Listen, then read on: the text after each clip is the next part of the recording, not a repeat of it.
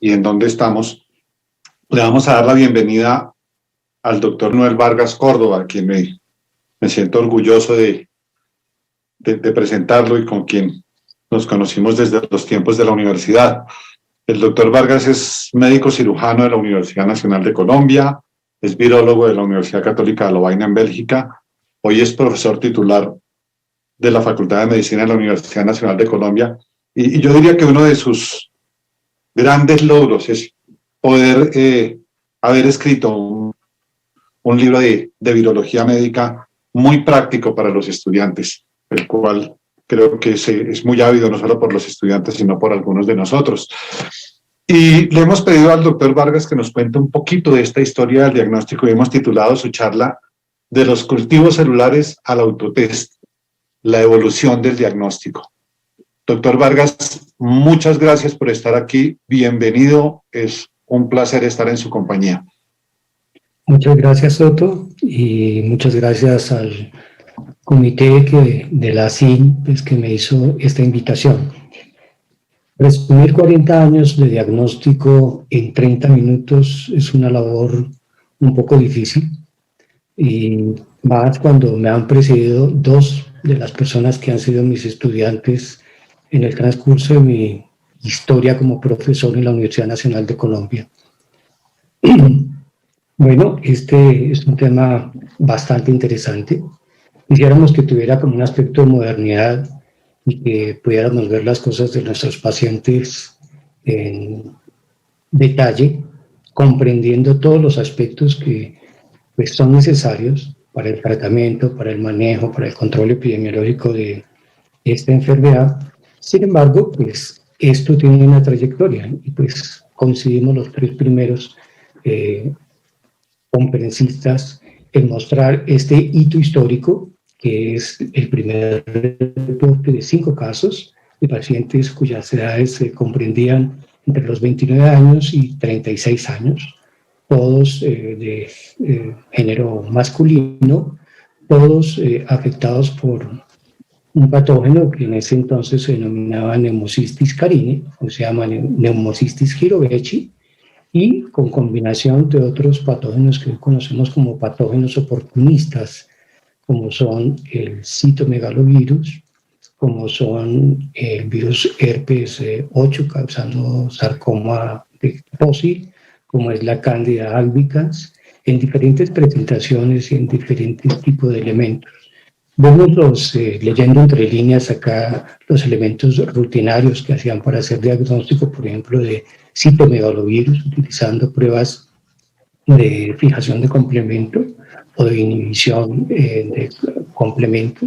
Entonces, la historia arranca de ahí, con una tecnología que no es la que tenemos hoy en día 40 años después. Entonces, por eso el camino es lento, pero el camino es firme y yo creo que permite que en pocos meses se desarrollen vacunas como que lo que pasó con este virus pandémico, en poco tiempo se haga una genómica amplia para coronavirus SARS-2. Entonces, pero aquí se hizo a otro nivel. Claro, los primeros reportes también hablan de una cadena de transmisibilidad, donde son hombres que tienen sexo con hombres y que comparten patologías oportunistas en diferentes ciudades, Los Ángeles, Nueva York, New Jersey, San Francisco, Texas y Pensilvania, Georgia, Florida, pero hacen esta cadena de transmisión y unos tienen sarcoma de Kaposi, otros tienen neumonía por Pneumocystis jirovecii, otras infecciones oportunistas, otros tienen múltiples diagnósticos. Pero la parte clínica es la parte también fundamental, no solo para el descubrimiento del virus, que lo hace pues, el trabajo profundo quizá de François Barré-Sinosi, en un laboratorio que había adecuado Jean-Claude Sherman. Entonces es simpático como Sherman adecuó el laboratorio para que otras 2 personas ganen el premio Nobel, todo por dirigir el Instituto Pasteur. Entonces, veamos cómo es el enfoque general del diagnóstico viral en múltiples entidades. Entonces, básicamente, desde el punto de vista clínico, todas las entidades tienen un periodo de incubación, que es el tiempo que transcurre entre el contacto con el agente patógeno y la aparición de manifestaciones clínicas, signos y síntomas, que son los elementos básicos que nos ayudan a hacer diagnóstico a nosotros los médicos. La mayoría de infecciones agudas, pues hay una eliminación del virus, pero en este patógeno no va a ocurrir esto. Y posteriormente se da una respuesta inmune, constituyen después elementos de diagnóstico indirecto, medidos por pruebas de IgM, de IgG, por pruebas de avidez, en algunos casos también inmunoglobulina A. Aquí, como vemos... Discúlpame, Manuel, me están pidiendo que hables un poquito.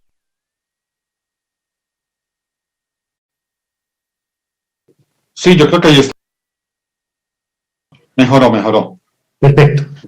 Gracias. Entonces, como vemos en este gráfico que aparece en esta virología de Cosman, pues vemos que en la fase aguda de la enfermedad, en la fase temprana, cuando ocurre lo que llamamos la prima infección, pues va a ocurrir un descenso abrupto de los linfocitos CD4 y también va a haber un aumento en la carga viral. Estas cargas virales son de las más altas que se conocen. O sea, este es el periodo de la infección en la cual la persona infectada transmite más fácil el virus. Y va a pasar por toda una serie de pasos, la mayoría del tiempo asintomático, seguido por una fase de infecciones oportunistas y posteriormente aparece el síndrome SIDA, que indefectiblemente, si no hay tratamiento, pues va a llevar a la muerte del paciente. ¿Cómo se hace, cómo se desarrolla el descubrimiento del virus de inmunodeficiencia humana? Aquí presento pues, la gráfica que aparece en la página de los Nobel y básicamente pues esta es el resumen de lo que pasó. Había un paciente infectado, un paciente que tenía adenopatías.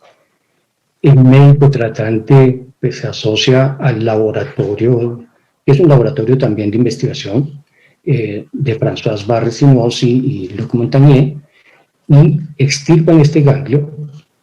Ellos hacen un cocultivo y cultivo de las células que hay en este ganglio. Ellos inicialmente no detectan el virus, lo que detectan, como se hacía hasta ese entonces, es una actividad de transcriptasa inversa y que después desaparecía. O sea, la mayoría de células probablemente se infectaban y morían. Entonces, claro, las células de este ganglio. Lo que posteriormente se hace es cocultivar las células de los ganglios que tenían los pacientes con una línea celular transformada para obtener pues, partículas virales que posteriormente pudieron ser observadas al microscopio electrónico. Esto, pues este mérito es el que se le atribuye al equipo francés. Sin embargo, como pues hay diálogo entre los equipos de investigación, el equipo francés manda la muestra a San Francisco, donde estaba Robert Gallo, una persona pues, muy conocida por sus estudios en la HTLV, y para pues, que les ayude y que confirme esto, porque pues claro, ante un nuevo virus, pues imagínense el temor de que había pues, de ir con datos que no fueran seguros. Pues Montagnier pues, pierde noción del evento, alguien lo cultiva y posteriormente pues, aparece el equipo de Robert Gallo anunciando que había descubierto el virus. Claro, lleva la controversia entre Instituto Pasteur y el instituto asociado a la Universidad de California en San Francisco, y genéticamente pues, se encuentra que era el mismo virus que había sido enviado desde París hasta San Francisco el que pues, estaba anunciando su descubrimiento. Claro, todo esto llevaba pues, no solamente el interés científico, el interés de haber logrado esto, sino también el interés en las patentes para el diagnóstico de esta enfermedad viral. Sería muy fácil si clínicamente pudiéramos hacer un diagnóstico Y si tras de ese diagnóstico pudiéramos llegar siempre a un agente etiológico. Pero en la parte inicial una vez descubierto el agente, claro, se van a desarrollar también toda la el conjunto de pruebas diagnósticas. Se va a pensar en esta entidad como una enfermedad de transmisión sexual que ocurre en personas de grupos de riesgo que se van también entrando a agrandar estos grupos de riesgo a medida que se va conociendo cada vez más de la enfermedad, no solo el contacto sexual, sino el uso de drogas endovenosas, el uso de hemoderivados o de sangre total, y pues las manifestaciones no son precisas, son vagas. Es una locura pensar que uno puede hacer un diagnóstico clínico de un agente etiológico viral. Para eso pues están las pruebas diagnósticas. Los periodos de incubación están entre 1 y 4 semanas, en promedio de 2 a 6, o sea, hay un rasgo bastante amplio. Y el diagnóstico, pues, que se va desarrollando a través del tiempo, se requieren más o menos 4 o 5 años de estudio para saber y llegar a la conclusión que el diagnóstico pues, más apropiado para esta entidad se basa en pruebas de amplificación genómica o en pruebas serológicas que detectan tanto el antígeno P24 como la inmunoglobulina M y G específicas de este patógeno. Entonces, ¿por qué se hace diagnóstico viral? Pues cuando uno lleva 40 años casi metidos en la virología, pues le parece que como que la pregunta es ¿y para qué hace diagnóstico? Porque, pues, como en este caso, pues, se puede brindar medidas terapéuticas apropiadas. Pero también se puede entrar a saber quiénes son los contactos y hacer, pues, control epidemiológico. Y, pues, el uso apropiado de los antivirales, en este caso, o el uso limitado de los antibióticos, pues, permite, pues, hacer una buena relación costo-beneficio en este caso. ¿Cómo se hace diagnóstico? Pues en virología. Hay unas pruebas que se denominan directas porque identifican al patógeno o sus componentes. Están dadas por la visualización del patógeno. Esto pues, no siempre funciona, ya podríamos mirar después. El aislamiento o cultivo del virus. Pero hay algunos virus, como el virus de la hepatitis B, hepatitis C, que no son cultivables. En el caso del virus de inmunodeficiencia humana es un virus difícilmente cultivable. Tenemos detección de antígenos por métodos de inmunofluorescencia. Pues si yo tengo células que están infectadas, pues estas células me sirven de soporte para tratar de detectar anticuerpos que ha producido una persona como respuesta a la infección. Para otra serie de diagnósticos, por ejemplo, aglutinación de partículas de látex, pues se requieren cantidades muy grandes de antígenos virales. Las pruebas de inmunoensayo enzimático pues permiten mejorar la sensibilidad, la inmunohistopatología en algunos casos es útil, detección de genomas. Pero si no, tenemos todas las pruebas indirectas. Estas pruebas indirectas identifican la respuesta inmune al patógeno.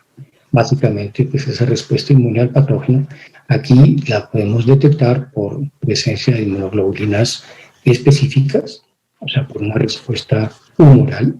La respuesta celular la podemos ver por la relación entre el linfocito CD4 o CD8. En algunos casos, en algunas patologías se pueden ver cuerpos de inclusión. ¿Qué criterio tengo yo para hacer un diagnóstico? Primero tengo que ver por dónde se elimina el patógeno, cuál es la fuente de infección. Entonces, básicamente, a medida que se va conociendo la epidemiología, se ve que pues, el semen, las secreciones vaginales, la sangre, los hemoderivados son fuente de infección. Entonces, en este número constituyen a su vez como los tipos de espécimen clínicos en los cuales se puede trabajar. Si conozco el periodo agudo de la entidad, pues puedo pensar si se presentan manifestaciones. La edad del paciente pues tiene que ver con la duración de la eliminación de virus e inclusive con la cantidad de virus que se eliminan. En pacientes inmunocomprometidos pues va a haber una mayor duración de la eliminación de virus y mayores tasas de expresión viral y cómo debo transportar la muestra. Esto pues son elementos esenciales, este último sobre todo cuando estoy pensando en hacer pruebas de amplificación de ácidos nucleicos. Entonces, ¿cómo se hizo el aislamiento? El cultivo de células de ese ganglio linfático. Pero pues si las células mueren, pues yo no tengo nada, pues, prácticamente. También puedo hacer cultivo y en estados terminales de la infección aparecen estos incisios, estos grupos de células que se fusionan y que si yo esas células las fijo, las trato con anticuerpos que tenga el paciente en sangre periférica y utilizo una inmunoglobulina contra esta inmunoglobulina G, pues voy a ver que hay anticuerpos del paciente. Eso me da algo autoinmune o en realidad hay algún patógeno. ¿Sí? Y aquí podemos ver otra serie de esas imágenes de esas células que se fusionan. Claro, también puedo detectar el antígeno P24. Eso en cuanto a estacionamiento. Puedo ver el virus. Porque, claro, la gente dice, pero es que aquí todos los virus se ven de una manera distinta. Pues es que el virus, cortarlo, hacer un corte fino, pues no se van a ver todos los virus idénticos cuando se tiene una característica morfológica similar. En eso, pues el grupo de Robert Gallo pues, también contribuyó al almacenamiento de linfocitos, cómo se deberían hacer, cómo se deberían congelar, con qué medios, RPMI, suero fetal bovino, dimetilsulfoxio, almacenarlos a menos 60 grados. ¿Sí? Y pues, claro, al poderlo cultivar permite hacer estas imágenes de microscopía electrónica de barrido, donde uno ve en la célula CD4 que están estas pequeñas gemas, pues son los virus que están saliendo. Y de nuevo, la formación de sincicios en pacientes con estado terminal. Se llega a la estructura del conocimiento tanto de los antígenos virales que se codifican y que son sintetizados en la célula infectada por el material genético viral.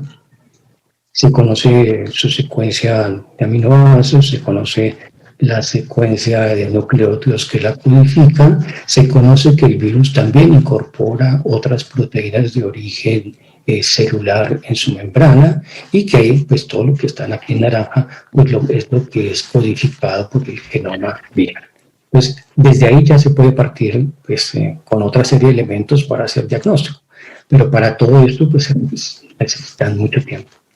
Claro, en la fase aguda hay reactantes de fase aguda, velocidad de segmentación globular, proteína C reactiva, cosas de estas pues van a aparecer en este momento.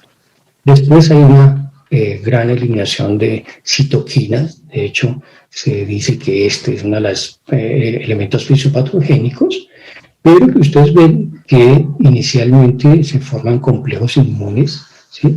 Esto pues hacia el día 18, después se pueden determinar algunos antígenos en sangre periférica, pero pues también se pueden ver anticuerpos específicos, respuesta CD4 específica, que es la que controla un poco la replicación viral y va a disminuir la carga viral hasta unos niveles básicos, que es lo que llaman el punto de estabilidad que adquiere la producción de virus.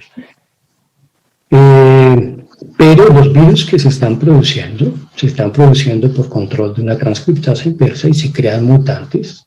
Entonces, a pesar de que se produzcan anticuerpos neutralizantes, estos anticuerpos neutralizantes se dan contra el virus que originó la infección en la parte inicial, pero no hacen una reacción cruzada protectora con las nuevas mutantes. Por eso es que el sistema inmune pues, es noqueado en este control de la infección. Aquí tenemos pues, más o menos cómo es la cinética de eventos virológicos e inmunológicos. Lo primero que se puede detectar es material genético. Estos elementos pues, no se tenían al inicio de la pandemia hace 40 años. Posteriormente aparece la antígeno P24, anticuerpos específicos, y esos podían ser detectados por Western blot hacia el día 40, ¿sí? Pero pues ya se iban más hacia el día 50, 60, se iban haciendo mucho más claros, pero aparecían anticuerpos neutralizantes, pero pues la respuesta inmune no es capaz de controlar la infección, que es permanente en el individuo que no recibe un tratamiento antiviral específico. Claro, uno habla de pruebas diagnósticas, y en esas pruebas diagnósticas, si vemos la tecnología hace 40 años, que apenas estaban surgiendo las pruebas de ensayo humano enzimático, pues era difícil hacer diagnóstico de infección por VIH. Entonces aparecen las primeras pruebas diagnósticas, que son útiles porque permiten hacer un tamizaje, sobre todo en los bancos de sangre. Pero ustedes ven que estas pruebas aparecen 50 días, son positivas hasta 50 días después de la infección.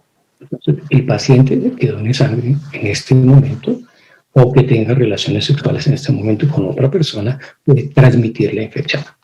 Mejoran la constitución de los antígenos que se colocaban como antígenos de captura de anticuerpos sobre las placas plásticas que conocemos, y pues ya se van produciendo mejores, cada vez mayor calidad de reactivos, hasta que se llega a lo que denominamos reactivos de cuarta generación, y no solamente detectan anticuerpos, sino detectan también este antígeno P24 en caso de infección por virus de inmunodeficiencia tipo 1. Ustedes ven que, claro, a medida que avanza el tiempo, las pruebas de diagnóstico molecular cobran un papel importantísimo. Entonces, partimos que para la detección de anticuerpos requerimos de estas proteínas recombinantes o sintéticas, pero también anticuerpos contra la proteína P24 para detectar que anticuerpos y antígenos que estén presentes en los sueros de los pacientes.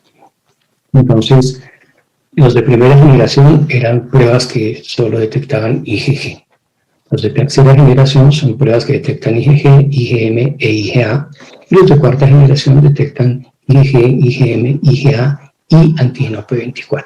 Pues por eso mejora la calidad de los reactivos hasta obtener pues, grandes sensibilidades y especificidades. También se va desarrollando pues, todas estas técnicas, y la citometría de flujo permite pues, determinar subpoblaciones CD4, CD8 en sangre periférica, que permite determinar los estadios que tenía la enfermedad o qué tan afectado estaba el sistema inmune. Entonces hay unos patrones normales de número de células CD4, CD8 en sangre periférica, y pues se permite determinar en qué estadio está el paciente y qué tan afectado está el sistema inmune. Vamos a ver cómo son las pruebas serológicas. Las pruebas serológicas de segunda, tercera, cuarta generación. Hoy en día, pues, lo ideal es utilizar pruebas de cuarta generación que utilizan proteínas recombinantes, que utilizan antígenos también de HIV2, porque pues si bien es menos frecuente, también es necesario hacer diagnóstico apropiado de esto, y de esa manera se llegan a reactivos de mayor calidad. ¿Cómo vemos la calidad de los reactivos a través del tiempo? O sea, cuánto desde la exposición que tiene un paciente hasta la realización de la prueba pasa, cuánto tiempo pasa. Pues ustedes ven que las primeros reactivos en caso de infección, hechos mediante pruebas de ensayo inmunoenzimático de cuarta generación, pues el 25% se positiviza al 13º día. Pero para que se positivice hacia el día, el 50% de las personas pasan 18 días. Para que se positivice el 75% pasan 23 y el 99% pasan 44 días.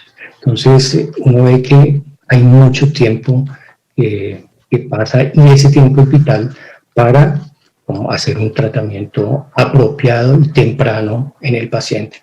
Y diría yo, para evitar una destrucción del sistema inmune. El Western blot pues, daba resultados buenos, era apropiado, pero producir este reactivo no era tan fácil. ¿sí? O sea, aquí incluso en el Instituto Nacional de Salud se trató de hacer reactivos propios en casa, pues uno no puede competir en condiciones tan desiguales con la industria de diagnóstico que pues, tiene grandes equipos y grandes industrias para eso, ¿no? También, entonces, pruebas rápidas de VIH, haciendo inicialmente antígenos y anticuerpos de HIV-1 y 2.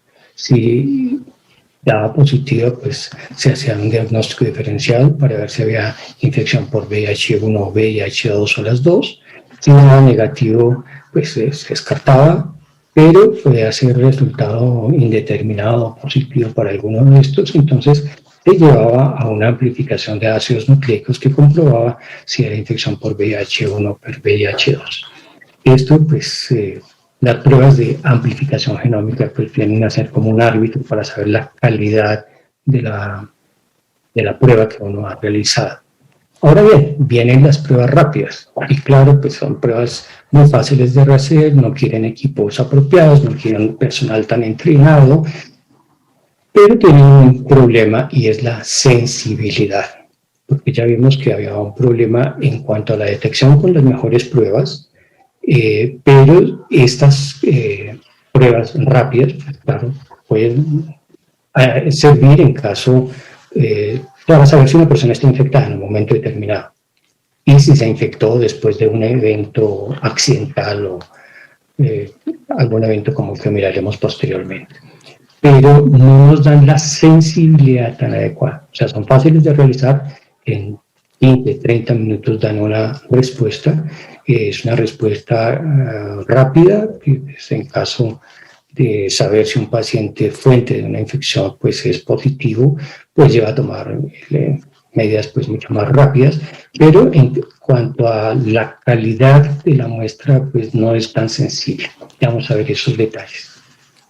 Claro, estas pruebas son muy sencillas, son como las que se hacen hoy en día para detectar el virus pandémico, pero tanto en esa época como hoy en día, pues requieren grandes cantidades de virus. Entonces, que no siempre se tienen en las especímenes y que pueden estar inhibidas por otros factores presentes en sangre. Y eso, pues no voy a detallar, las pruebas basadas en el uso de plasma o suero tienen mayor sensibilidad. Si se utiliza sangre total no son tan buenas, son menos sensibles. En el plasma hay 300 veces más, por ejemplo, anticuerpos en saliva, algunas pruebas para VIH, entonces dice que se puede realizar en saliva, pero la sensibilidad es menor. Pero los transfusiones orales son menos sensibles que aquellos que emplean sangre. Y pues los que utilizan sangre son menos sensibles que los que utilizan suero o plasma. Hay unos factores en la sangre total que me quitan la sensibilidad. Entonces, los anticuerpos orales, pues el periodo de ventana inmunológica se amplía, o sea, aparecen un mes después de que hayan aparecido los anticuerpos en sangre periférica. Entonces, pero bueno, hay personas que toman profilaxis antes de la exposición. ¿Sí? Pero las pruebas rápidas pueden producir un retardo en la seroconversión por las pruebas POC, o sea, que hace un panorama un poco peor hasta 100 días más tarde con respecto a otras pruebas de detección. Las pruebas también de amplificación de ácidos nucleicos pueden dar también valores más bajos, pero detectables, de todas maneras a menores cargas que pueden estar por debajo muchas veces del umbral de detección. Las primeras evidencias serológicas pueden ocurrir hasta 126 días después, entonces amplía la ventana inmunológica y tanto las pruebas rápidas, estas que se utilizan, pues deben siempre detectar antígeno P24, IgM, IgG o basarse en pues, pruebas rápidas en sistemas de amplificación de ácidos nucleicos. Doctor Vargas, 3 minuticos, por favor. Sí, ya voy a acabar. Entonces, estas pruebas diagnósticas post-exposición pues son útiles en casos de asalto sexual, en caso de accidente ocupacional, y pues deben detectar esto. Hay múltiples pruebas que tienen diferentes sensibilidades. Recuerden, siempre son las mejores las que emplean sangre total. Pueden dar una respuesta muy rápida, pero también pues, se puede asociar a la amplificación genómica, que es mucho más sensible, que permite disminuir la ventana inmunológica. Estas pruebas de cuarta generación tienen sensibilidades y especificidades muy altas, mejores que otras. Entonces, por eso deben preferirse las pruebas de ensayo inmunoenzimático de cuarta generación. Hay algunas que se utilizan en niños y esto pues son distintas porque aquí lo importante también es detectar ADN proviral.